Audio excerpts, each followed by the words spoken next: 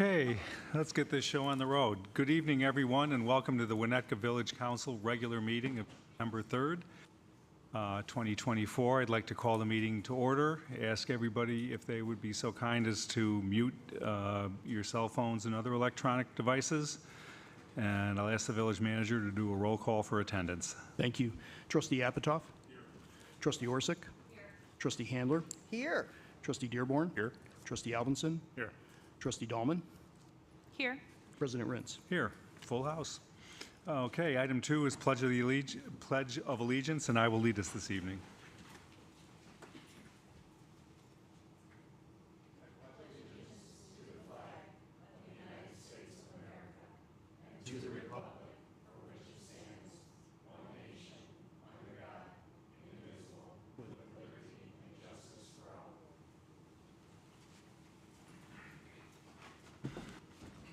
All right, item 3 is quorum check. Thank you. The remaining 2 meetings for September are the 10th, the study session, and then September 17th, regular meeting. Are there any conflicts? Looking okay? I won't be here on the 17th. Okay, thank you. I am possible. I may be remote. I'm in private equity meetings and TPG On the 17th? on the 17th, but I can probably do remote. Okay. Thank you. Okay, item 4 is public comment. This is the time of the evening where anyone in the audience may come up to the podium and address village council on any item that is not being actively discussed on the agenda. I have 2 people signed in here. The first one is Michael Dubrow.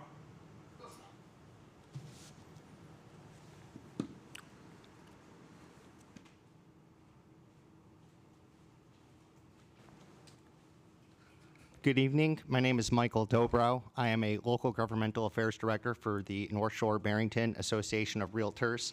I had sent many on the council and village president an email earlier, but I'm just here to speak a little more to that. We represent thousands of realtors throughout the North Shore area. As someone who also grew up in the North Shore and am a former township trustee in a nearby town, I certainly appreciate and understand the crucial role that our local governments play and the dedication you all have for our community and its safety. I'm here to ask that you momentarily table a vote requiring fire sprinklers in residential properties because this can greatly increase housing costs, making it less affordable for potential buyers. Installing fire sprinklers can add thousands of dollars to the construction cost of new homes, costs that are ultimately passed on to the buyers. In a housing market already challenged by rising prices, limited inventory, these additional expenses only worsen the situation. Moreover, the increased costs from fire sprinkler mandates and updates to other codes could have broader negative impacts on the housing market and local economy. As construction costs rise, developers may become less inclined to build new homes, which could slow down housing and economic development. This reduction in new housing supply may further drive up prices in an already tight market with limited affordable options. I encourage the board to carefully consider the economic consequences and seek alternative solutions that prioritize both fire safety and the pressing need for affordable housing. The village currently permits new 1- and 2-family dwelling construction to opt out of sprinkler requirements provided they fit a certain criteria. We hope the board will reject staff's recommendations to eliminate these exceptions. Finally, I urge you to table the current proposals to update village codes and instead collaborate with our diverse members who are housing experts to create policies that protect the public without imposing unnecessary costs. Additionally, I ask you to consider the impact that the industrial-style fire alarm strobes, which appear in this ordinance, will have on the exterior homes and their neighbors. Thank you again. Thank you, Michael. Next up is Kelly Conway? Sorry, Kelly.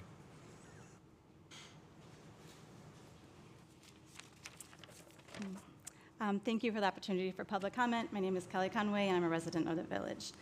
I think it's great that there's collaboration between the parks, the village, and the school board for the stormwater project. And I realize this is a big undertaking by all. So it's understandable that with like a big project, some things can maybe slip through the cracks, lead to some communication issues, and possibly now some safety concerns. So I just want to make you all aware of an issue at Croy Island School. As you may be aware, one major attraction to this school, to my family, but to many others in the community, has been the woods that surround the school. Tonight, I'm specifically talking about the woods that back the school property. It's the area that starts at Glendale and runs along Mount Pleasant, leading to the actual Crow Island Woods. This was previously a magical wooded play place used by students during school days for recess, for school traditions, and many other events. It was known that a trade-off for the stormwater project would be that the wooded area would be torn down, and parents were told that the woods would be rebuilt after. The current state of this area is shocking. It's right now a few scattered evergreen trees that are crispy brown, completely dead, some widely spaced shrubs, which are either dead or in the process of dying. But the most concerning reason, and the reason I'm here tonight on this first day of school, is that there's a massive amount of broken glass covering the entire area. It's the area that they're calling the berm now. It just is that entire wooded path along the back of the school. While quickly looking into this issue in recent days, when I became aware of it, I noticed that an agenda item for tonight on the village agenda was to approve sod over the site. It sounds, just from looking into it, that it appears sod was going to be approved to be placed over the site, which would mean placing the sod over all these thick, sharp areas of broken glass, which we all know that that would eventually come through and cause major safety concerns. So worry about the glass and other debris, and just my brief due diligence looking into this, it sounds like it's been a hazardous waste issue the Parks was aware of at the Crow Island Wood site. They've talked about that in a recent meeting, and that it's been known that this whole area was a landfill in the past, which has dug up a bunch of this debris during the stormwater project. So my hope is that the intergovernmental agencies of this village can come together to find a safe solution for the kids to continue to play and enjoy the space for many more years to come without the harm of worrying about glass and other hazardous materials coming through. Thank you. And just for public information, there is a fairly rigorous process that is being taken over there to treat the existing soil that had remnants of what used to be a garbage dump over there in Crow Island Woods. But they're going through a full technical process of sifting and raking and whatever else is necessary to remove all the larger material, in addition to using a specialized sod that has a much, much thicker turf component to it. And, this has been batted back and forth between the Park District, the school, and the village. They've all been working on it simultaneously. So I think the group feels that they have a very suitable solution to this issue, and we should be moving forward with it. And the dead bushes, village manager just informed me that, of course, there's guarantees on all the plant material, and there have been some challenges getting things to grow over there, and the contractor will be replacing those. Oh, we had that conversation too, but this is public comment, so I can't go any deeper into it. But thank you. Long as the microphone is open, anybody else like to speak? Come on up, Teresa. Oh, sorry. Good evening. My name is Ben Armstrong. I'm a resident. I live at 432 Sunset Road over by the high school. Over the weekend, our neighborhood hosted a little block party. Probably had 100 residents come out. The main purpose of the party was really to welcome all the new families that have come to the neighborhood. It was a great time. We had the police department come over, which was fun. Among the conversations, the top 3 topics you can probably imagine. Where did you live in the city before you moved to Winnetka? How many kids do you have, and where are they going to go to school this year? And what's the deal with Elder Lane Beach? Are they ever going to reopen that? On behalf of our neighborhood, we'd like to ask the village to continue to expedite the plans for that and bring us a beach sometime in the next couple of years. Thank you. Thank you. Teresa.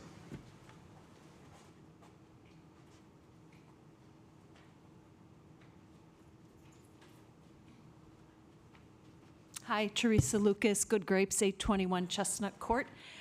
Just comments on 2 unrelated topics. The first is, I think it either has started or will be starting soon, the 2025 budgeting. And And so I have 2 requests on that for consideration. And so I completely get the delay of the post office redevelopment. I heard the explanation, I get it. But it does mean that after it's torn down, it's going to be empty for a longer period of time, if I understood correctly. So my first request is just to consider putting some extra money in the budget. So, and I'm pointing someone that maybe you could do some things, or you could do like Christmas tree sales, a fall fest, or something to try and turn that into a positive, rather than just the big empty space. So that's the first one. The second one is, perhaps at one of your meetings before you finalize, and when I thought this was a study session, but when you guys sit down here, you could pull those benches around and use those, and maybe consider replacing the seating. I'm pretty sure if you had to sit in those for any more than 10 minutes, that it would be in the budget. And then the second, which is completely unrelated, is just an update on the status of Chase sponsorship for Taste to West Elm. And so I would tell you, first of all, the communication and the responsiveness from the Chase project manager is phenomenal and very expedient. And initially, we were going to have an answer about, like 2 weeks ago, and but the recent status, which I'm not saying is negative, just it's a flat update, is that the answer is pending the completion of the entitlement process and the building permit issuance, excuse me. And so, and that makes sense because until that starts, we wouldn't be doing anything. So they're in alignment. That makes sense. And I want to then also thank Bob and Rob for understanding the angst of the alley-bound business owners upon Chase's construction manager, kind of mandating a 2-month closure for any access at all. And so it's very appreciative of that, and that has kind of now spread through that alley. I know we're very disjointed sometimes, and that hopefully there'll be alternatives, and that the alley access is the priority way higher than Taste of West Elm. Thanks for your time. Thanks, Teresa. Anybody else? Okay, seeing none, I will close public comment and we'll move on.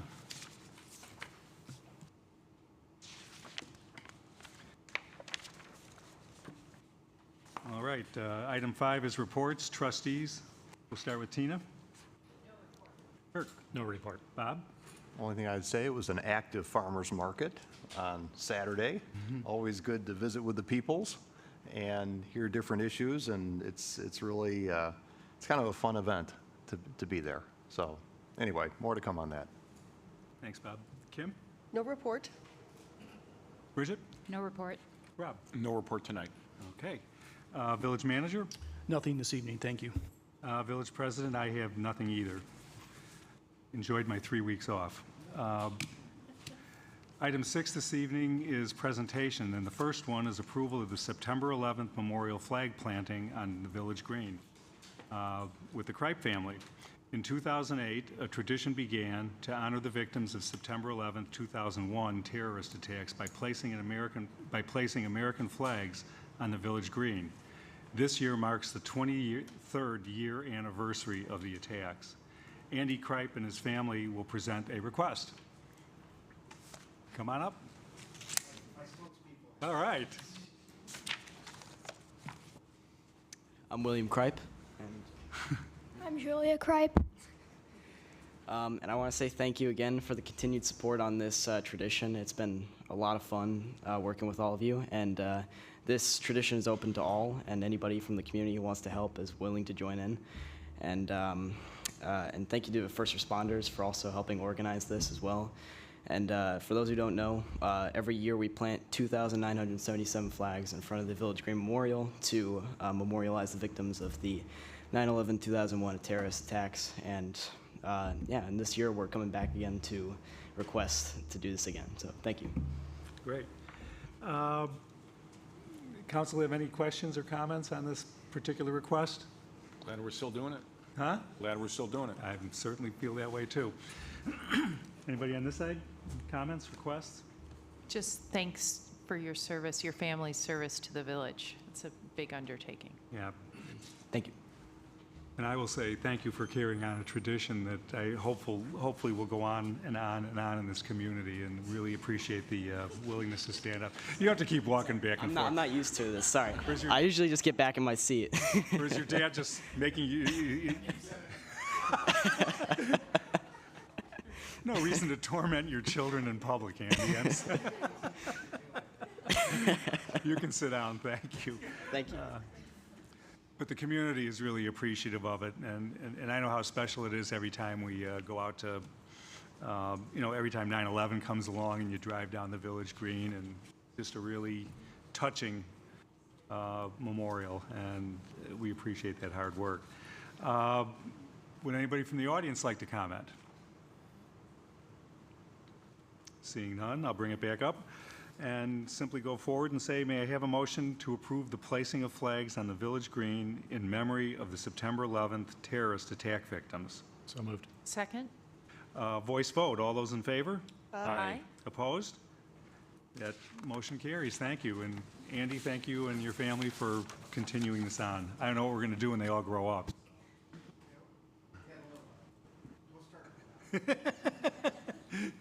At least you know what the next 10 years of your Septembers are going to look like. So, anyway, all right. Moving forward, item 7 this evening is establishment. Oh, I'm sorry, I missed this. How could I have missed this? That's why. Item B is the annual comprehensive financial report. Council will be reviewing the village's final accounting for the fiscal year and provided a summary of the village's overall financial conditions. Finance Director Tim Sloth to review and to introduce Ron Amon from Lauterbach and Amon, the village's auditor. Good evening. Presented for your review is the village's annual comprehensive financial report for the year ending December 31st, 2023, otherwise known as the audit. The main focus of an audit is to provide the village's financial stakeholders reasonable assurance that our financial statements are accurate and complete. With me is the village's Assistant Finance Director, Del Duckworth, who is integral in completing the audit, our new accounting manager, Kathy Sarapuk, and Ron Amon is also here from the auditing firm Lauterbach and Amon, and he'll be discussing the report as part of his presentation. But before turning it over to Ron, I did want to cover a few items of note regarding the audit. First, the audit was prepared in accordance with the high standards of the Governmental Accounting Standards Board. The village received the Government Finance Officers Association's Certificate of Achievement for Excellence in Financial Reporting Award, which recognizes local governments that go above and beyond the minimum requirements of generally accepted accounting principles and prepare the annual comprehensive financial report in the spirit of transparency and full disclosure. And as in prior years, we fully expect to win this award for this year's audit. As part of the audit process, the auditors provide a management letter, which documents any findings related to internal controls.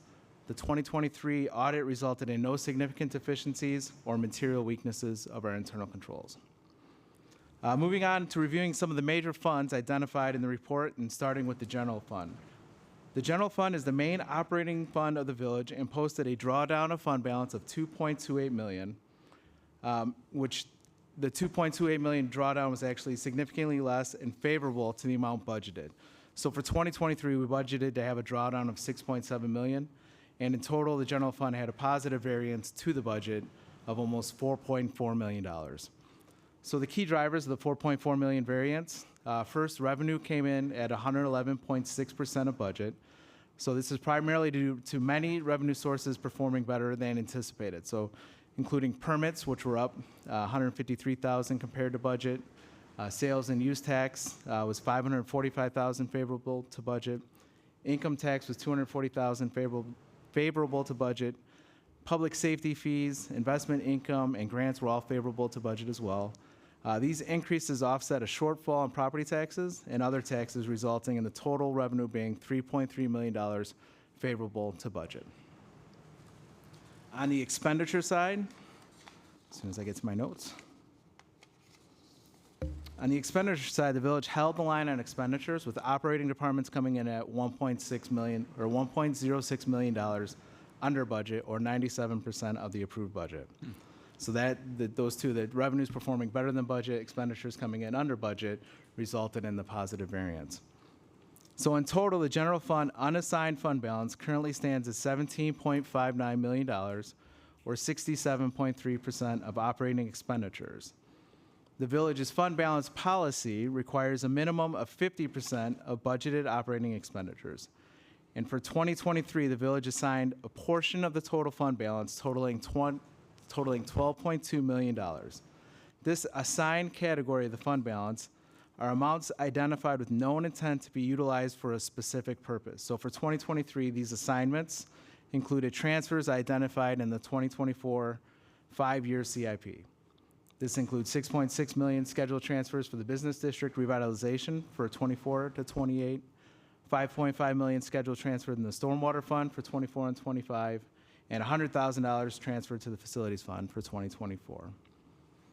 For the enterprise funds or the utility funds, total fund balances in the utility funds increased from $20.4 million to $24.2 million. This is due to the timing of cash flow for the first phase of the stormwater project was largely being funded by $16 million in grant revenues, which did not begin to materialize until 2023. Cash positions also increased in the electric, water, refuse, and sanitary funds as well. In terms of capital spending for the year, capital spending totaled $25.6 million, which was about 93% of the budget. Key capital investments were made in stormwater to the tune of $16.6 million, downtown revitalization, $1.35 million, street rehabilitation for $1.6 million, and investments in water and electric infrastructure of $3.5 million. In regard to the village's pensions, the results of the audit shows that the funding status of the public safety funds increased in 2023. The police pension currently stands at 72.31% funded, up from 71% in 2022, and the fire pension fund stands at 68% funded, up from 64.5% in 2022. Both funds are up due to investment performance in 2023. The Illinois Municipal Retirement Fund, this is a pension system that covers most of the rest of the non-public safety staff, is currently at 92.79% funded, up from 88.26%. And like the public safety pension funds, the increase in funding was driven by performance, investment performance. So at this time, I will turn it over to Ron, who is here tonight to present the report in more detail and answer any questions that you may have.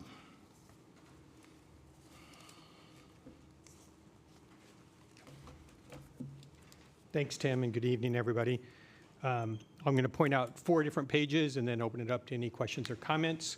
As Tim said up front, the village once again for the December of 22 audit received the Certificate of Achievement from the Government Finance Officers Association. It's a very prestigious award.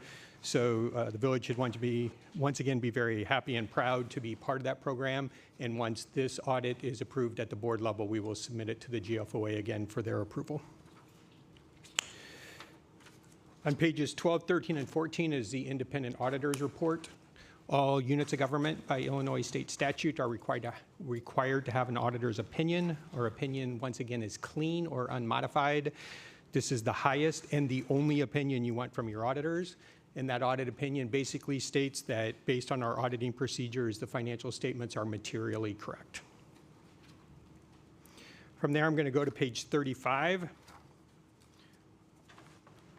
On page 35 is the income statement for your governmental funds. So you can see, as Tim alluded to, your general fund and then your capital project village facilities funds and a group of non-major funds. And the third line up from the bottom in the far right column shows a $1.1 million decrease of those fund balances.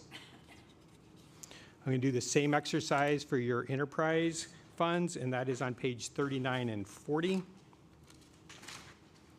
Once again, the third line up from the bottom on page 39 and 40 groups together your business type.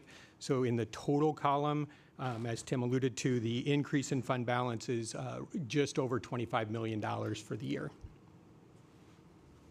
So from there, I can take any questions about this report, about the management letter, or about any of our auditing procedures.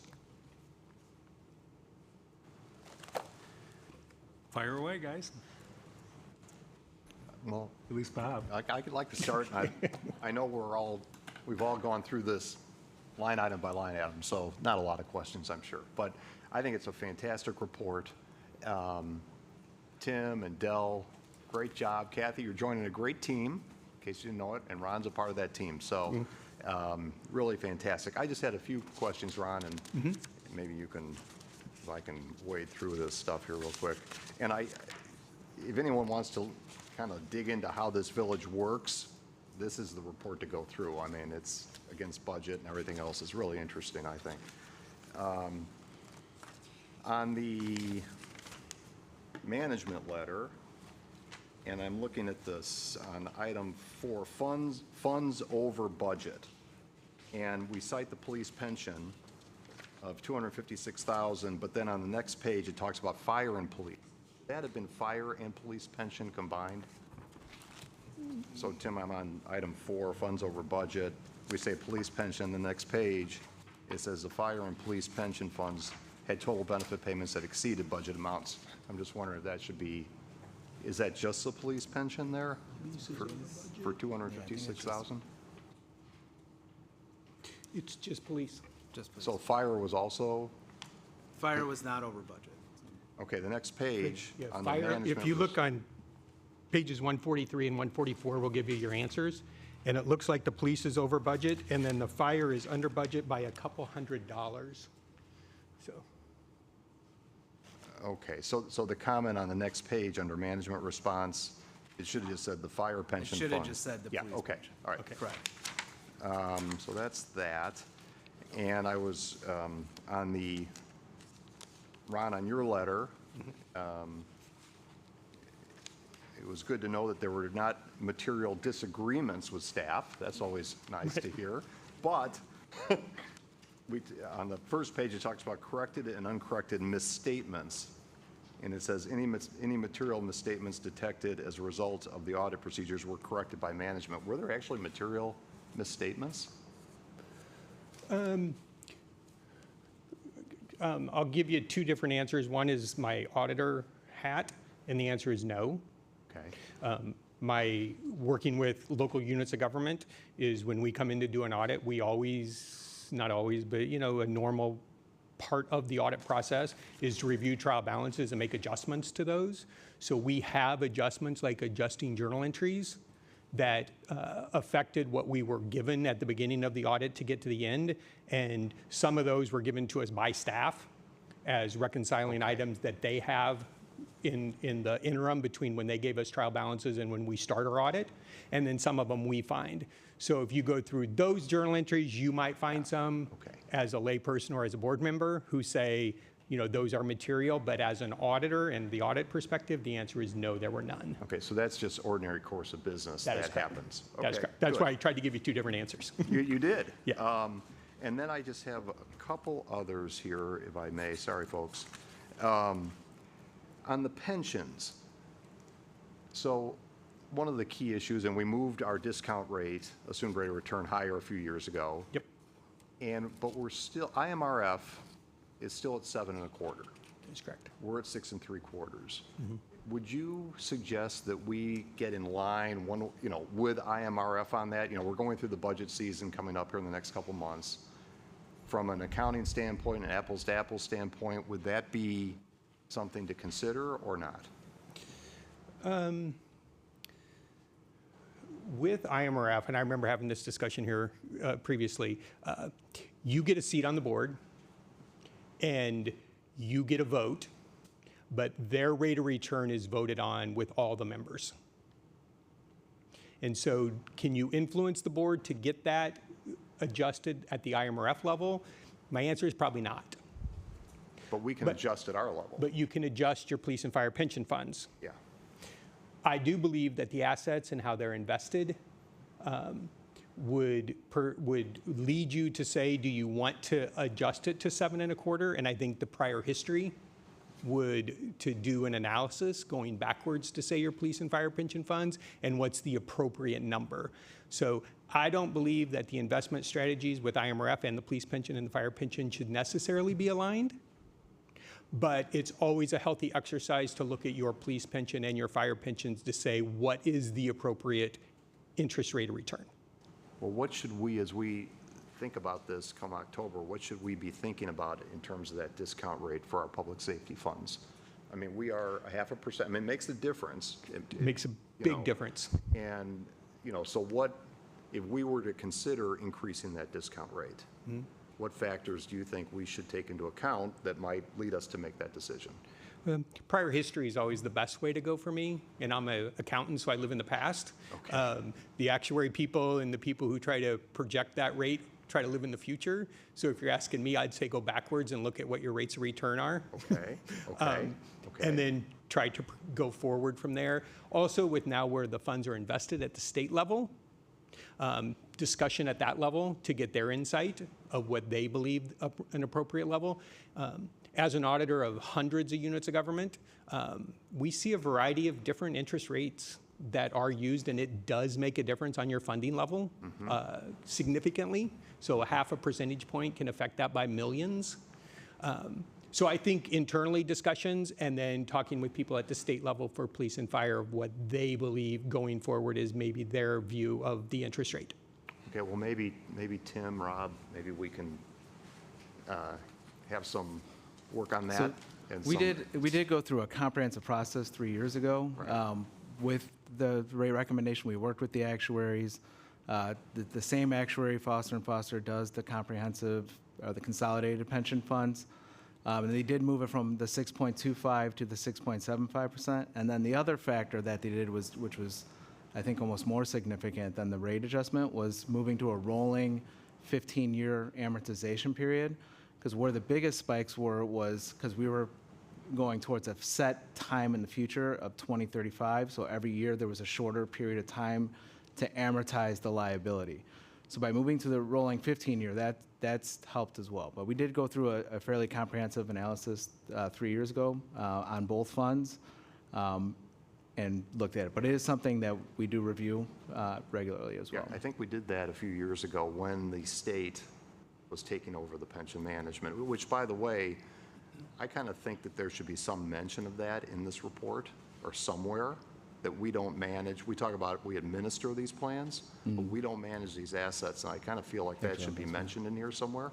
But I think, Tim, it would be informative for us come October if there was some analysis or review of, as Ron said, our past return history, whether we should consider that, what other municipalities are doing. We don't control this anymore. So I'd be very interested in what the people down that are managing the money feel we should be doing here. Because it used to be in our control and it's not in our control anymore. So I think we moved it up because, in part, why should we be such an outlier at 6 1/4 when no one else around here was at 6 1/4, very few. And maybe other municipalities are at 7 1/4 now. And maybe that's where we should be. So, as Ron says, it's material for sure. So anyway. Yeah, Trustee Dearborn, thank you for your comments. In the past, we have benchmarked to area municipalities just to get a sense of where they're pegging their interest returns. We also have the actuarial reports. We can summarize those for the council and be in touch with the consolidated funds to look at where their earning targets are as well. Yeah. So I think those 3 data points together would probably be a good part of the budget transmittal. Sure. I agree. I think it's a great report. Thank you. Say one thing. First of all, it's nice to see some surplus kind of across the board. I guess that's why you're wearing the green tie tonight, being a red tie otherwise. Green is money. I guess as I look back at this and kind of the assumptions we made last October, which, as you know, we do our darndest to hold the tax increases down, and we did it for 9 years, 8 years, 9 years, but the assumptions we're making on income revenue and the investment income and of course tax revenue in the village kind of lead us. We don't want to be caught short, obviously, but we are doing our best, and these do impact that. So I think, Bob, you're right. Trying to get a little closer may let us do things that we didn't think we could do, versus just coming up with a surplus at the end, which we could have potentially done other things or held the line. I also a shout out to the staff for spending the tax dollars like they're, our tax dollars well and frugally, and we appreciate that too. Anybody else? Nope, nope. Down here? Nobody else? Okay. All right, we'll see what we can do here. Thank you very much, Ron. We really appreciate it. Do we actually accept this, Rob? So we don't vote on acceptance of it? Never voted. Okay. It was a year ago. I can't remember that far, so. All right, we'll move forward then. Item 7 is the establishment of the consent agenda. Does any trustee wish to remove any of the items on the consent agenda for a separate vote? Seeing none, may I have a motion to approve the final form of the consent agenda? So moved. Second. That's a voice vote. All those in favor? Aye. Opposed? That motion carries. Now, item 8 is the approval of the consent agenda, and I'll ask the village manager to read the items on the consent agenda. Thank you. Approval of the village council minutes for August 6th, regular meeting. Approval of the warrant list dated July 12th, 2024 through July 25th, 2024 in the amount of $2,124,956.22. Approval of the warrant list dated July 26th through August 9th, 2024 in the amount of $3,574,007.57. Ordinance number MC08 2024, amending the Winnetka Village Code as amended to adopt additions of various international Code Council ICC codes and National Fire Protection Association NFPA codes and standards for adoption. Resolution number R66 2024, rejecting all bids, waiving bidding requirements, and awarding a contract to Resco for the purchase of 2,000 kVA pad mount transformer. Resolution number R67 2024, approving a professional services agreement with Strand Associates Incorporated for the design of the Ravines Force Main Rehabilitation and Replacement Project. Resolution number R68 2024, Fire Department Regional Training Officer Intergovernmental Agreement. And resolution number R69 2024, approving change order number 1 to the contract DeMayo Brothers Incorporated for construction services for the Crow Island Stormwater Storage and Conveyance Project. Great, thanks, Rob. All right, may I have a motion to approve the consent agenda by omnibus vote? So moved. Second? That's a roll call vote? Trustee Albinson? Yes. Trustee Dahlman? Yes. Trustee Apatoff? Yes. Trustee Orsic? Yes. Trustee Handler? Yes. Trustee Dearborn? Yes. That motion carries. Thank you. All right. Item 9 this evening, ordinances and resolutions. The first one and only one is ordinance number M10 2024, granting a variation from the Winnetka zoning ordinance to allow the construction of a new single-family residence within the R2 single-family residential district. This is 473 Sheridan Road. Tonight, council will consider a request by the applicant to approve construction of a new single-family residence, maintain the existing garage, and demolish the existing main two-story portion of the home. And this evening, our Assistant Community Development Director, Ann Klassen, is here to review. Take it away, Ann. Thank you, President Rentz. Good evening, trustees.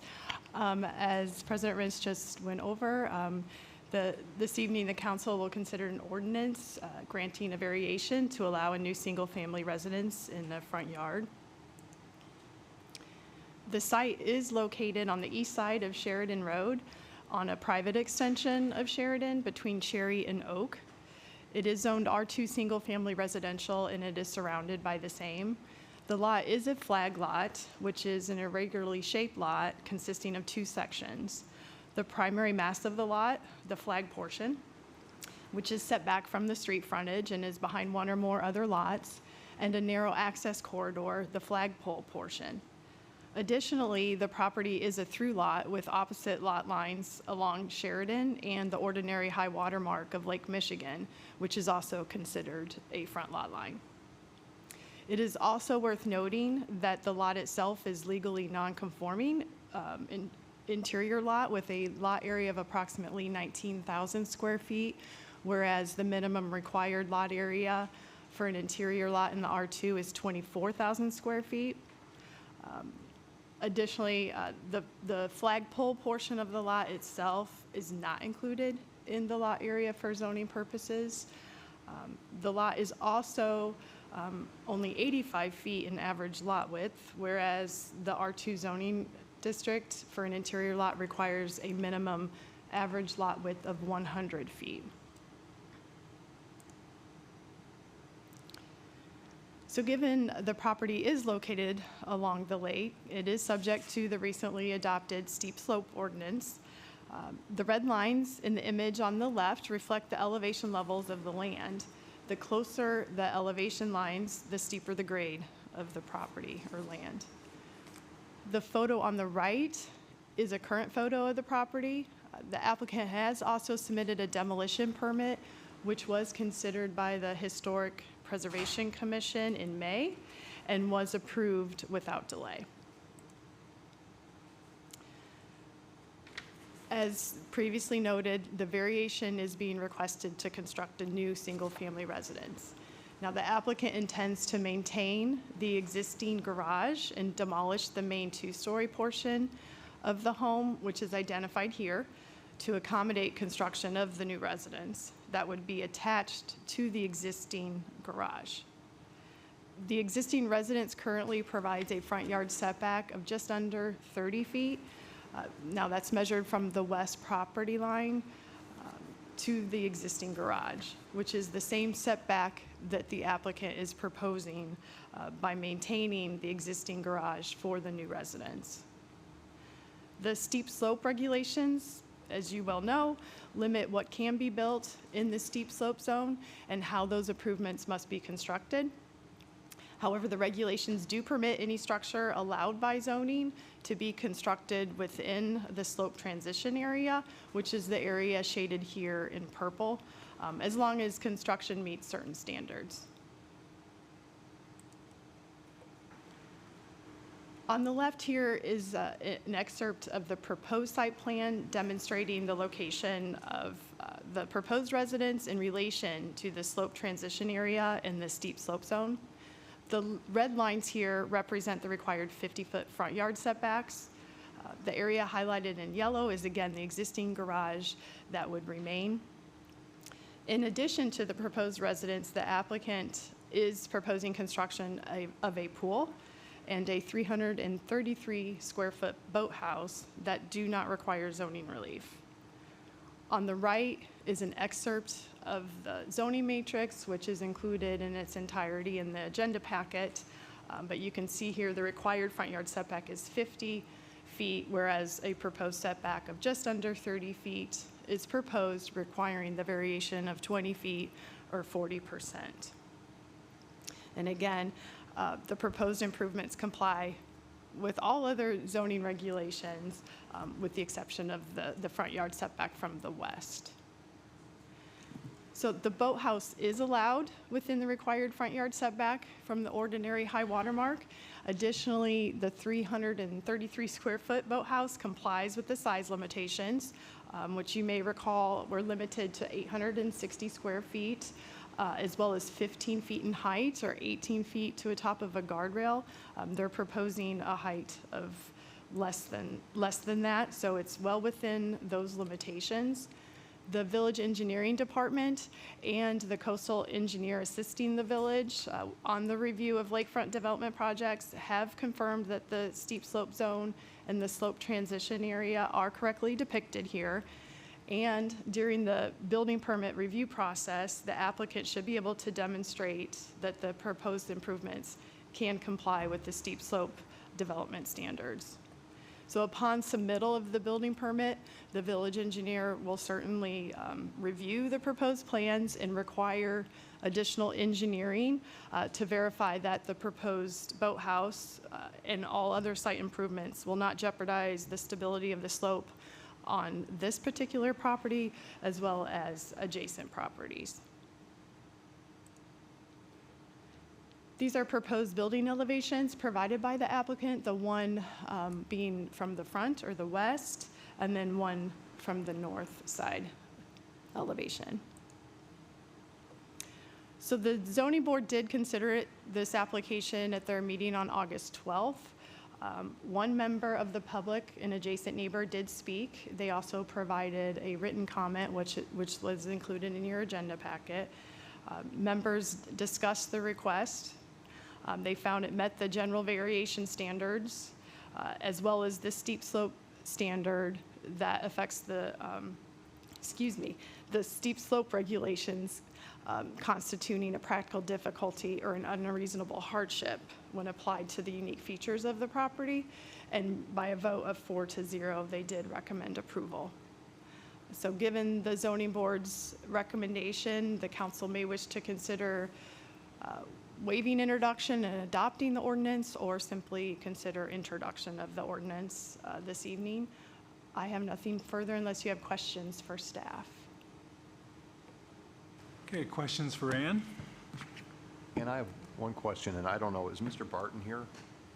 No. The applicant's architect is No, present? no, okay, but the neighbor. Oh, the neighbor, who wrote the no, I'm letter. sorry, yes, I was a no. little confused, and maybe you can clarify. Sure. I think there was his letter maybe had a misunderstanding of that zoning relief comment. Yes, he did, yes. Can you explain where the not miscommunication, but where the So there's- misunderstanding was? Yes, there's an extra line on a notice that notes that any additional zoning relief that may be required for approval of the request. So if the zoning board were to say, you know, we can't recommend approval of this particular distance of a front yard, you need to make adjustments to the plan, thereby requiring them to ask for additional zoning relief, whether it be lot coverage or a side yard setback, for example, then they would have to consider an additional variation. But it's not to say any and all zoning relief could be requested and approved by the zoning board. Did you communicate that back to Mr. Barton? Yes, he was at the meeting Okay. and we did explain that to him in clarity. Great, thank you. You're welcome. And that neighbor was to the, To the north? oh, to I the believe- north, not the neighbor that's in the I'll say the pocket of the flagpole. So it's the neighbor to the north. We haven't heard from the neighbor who's The on neigh- Sheridan Road, right where you're circling? The gentleman here, Yeah. I did speak to him at the front counter. He Okay. did not provide any sort of written Feedback or comments anything, okay. in support or opposition. Okay. He just simply asked what happened at the meeting. The gentleman that provided the written comment and came to the meeting was immediately to the north. Okay, thank you. Others? So to that point, what Bob just mentioned, you kind of have a broad statement, so if anything else is jiggered on the fly, you don't have to renotice. Is that one of the reasons? But at the public meeting, Yeah. yes. Yeah, okay. So because they came in with a discrete zoning variance, but that just preserved the opportunity that you could continue the meeting without having to renotice. Partially, or Yeah. maybe Courtney can provide better clarification than I can. Yeah, I just want people, that's, Renotice, you'd have to renotice the meeting up. Yeah. So that language provides additional flexibility for the commission to, like Ann said, to pivot if needed. It's not just a anything goes Yeah. type language, but it does provide that flexibility. yeah. That's all. Others?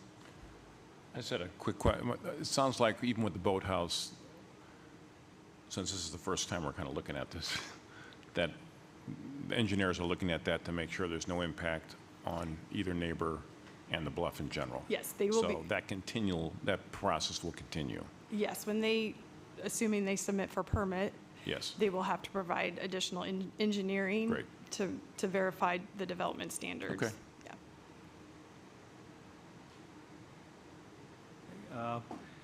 Like to open it up for public comment at this point. Would anybody like to speak on this item? Seeing none, I'll close public comment. Any last thoughts, questions?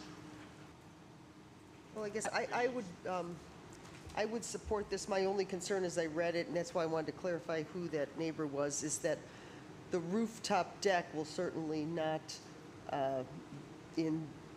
needing an ordinance is sort of, a variation, is sort of an unusual use for a garage in Winnetka, where they're taking the roof and the cupola off. And I was just, traditionally rooftop desks like that could be used just for one person to go out and get sun, but often for social gatherings. And I was curious as to whether or not any of the neighbors were concerned about the potential usage and noise or anything like that, but it doesn't sound like anybody raised that concern. So doesn't sound like that's an issue. No. So I would, it seems like a logical use of the layout of the property, and it makes sense to leave the garage footprint where it is, so I would support this variance. I agree. I would support it as well. There's not major changes, and they're working within our ordinances, so I think, yeah, they're looks trying to do good. the right thing here, so. Yeah, it's pretty clean. Yeah, I actually want to commend the architect. We appreciate you really working within the spirit of the steep slope ordinance, and it shows that it can be done on certain lots. I thought it was really funky, too, these lots, how I didn't realize they look like little jigsaw puzzles there, so that was really interesting. And nice job, clarifying it and laying it out for us, but I can support this. I'm in support of it, and I'm in favor of waiving introduction, so we can just get this thing approved. How are you about waiving? Oh, yeah, and I would suggest we do that because we're getting close to kind of the time frame that they have before they lose a window. So I would suggest we waive introduction. Okay. Kudos to the architect as well. I think it was pretty clever leaving that garage there, because where were you going to put it if you tore it down? So it makes perfect sense to me, and actually I think you were very sensitive in how you thought about the property. So often we see, we see a lot of these lakefront properties particularly maxing out their GFA, and he was under on most of those items. So that was very encouraging to me. It's still a nice size house, but it fits. And I think it was a good move there. So, all right, so it sounds like we're interested in waiving intro, so I'll move forward on that line. Do I have a motion to waive introduction of ordinance number M10, 2024? So moved. Second? That's a voice vote. All those in favor? Aye. Opposed? That passes. Now, may I have a motion to adopt ordinance number M10, 2024? So moved. Second. That's a roll call vote.